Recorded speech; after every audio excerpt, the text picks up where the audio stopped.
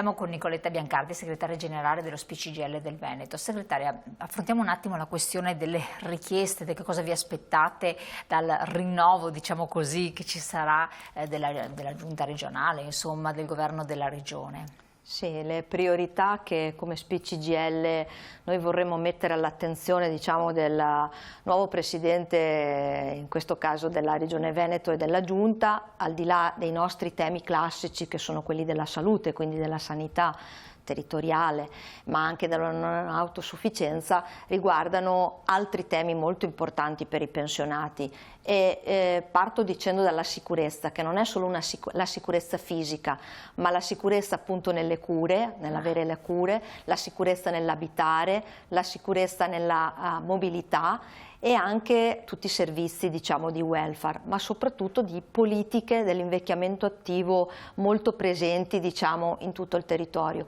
E parto proprio da qui, perché noi anni fa abbiamo, come Sindacato dei Pensionati unitariamente, abbiamo conquistato una buona legge sull'invecchiamento attivo, quindi chiediamo che venga rimpinguato questo fondo anche con nuove risorse, perché stiamo vedendo che queste funzionano molto, soprattutto contro l'isolamento della popolazione anziana.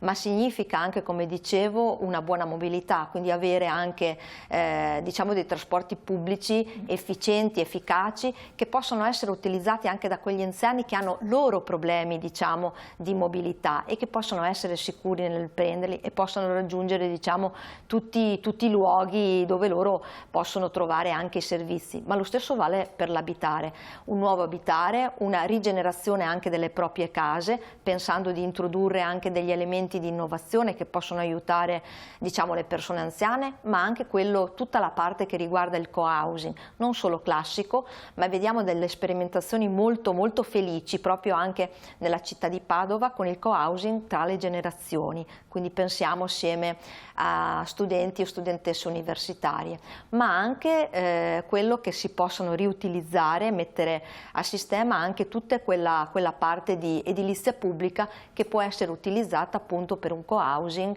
dove mettere insieme sia persone autosufficienti che non con dei servizi adeguati. Ecco, crediamo che anche questi siano temi assolutamente importanti dei quali, insomma, ci si debba occupare. Assolutamente, con la collaborazione anche delle amministrazioni comunali che fanno un gioco importante, che poi si scopre che nei piccoli comuni ci sono molte persone anziane che potrebbero rivedere il loro modo di vivere il territorio, no? Assolutamente sì, infatti tante buone pratiche nascono proprio da qui, nascono dal fatto che in questo caso lo SPCGIL attraverso la negoziazione sociale cerca anche di rispondere, diciamo, ai bisogni che raccoglie, diciamo, dalle cittadine e cittadini. Ecco, non a caso prima citavo questa buona pratica anche, diciamo, del Comune di Padova con il co-housing tra le generazioni, quindi tra gli anziani e giovani studenti o studentesse, dove appunto ci sono degli affitti altamente calmierati, ma soprattutto c'è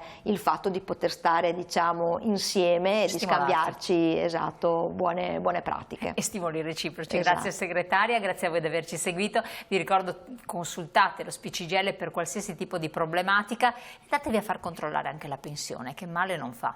Buon proseguimento.